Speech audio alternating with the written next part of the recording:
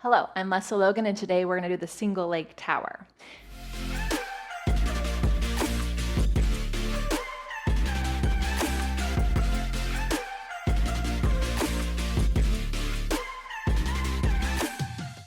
So, if you haven't seen my tower video, please make sure you check that out because there's a lot about the setup and this exercise that you'll gain from the two-legged tower. That is the one you want to do first. Single leg is definitely much harder, and you're doing it for different reasons. So, you have to have your safety chain on and you have to have your spring on, right?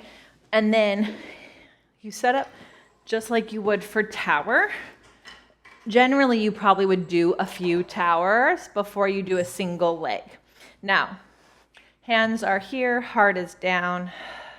Make sure you're standing on both your legs. And you take one leg off and it's just on the other side of the bar, so your hips stay square.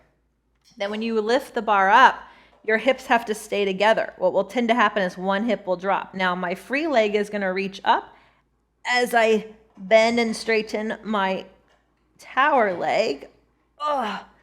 And then I roll down, keeping my hips together. So this leg has to reach up to keep that hip from hitting before the other one does, and vice versa, right?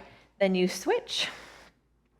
You roll up and you bend and straighten, and you can tell in your own body which leg is a little bit smarter than the other leg. Not that any leg is not smart, it's just one that's gonna be trickier than the other, right? And then you would do that weaker one again.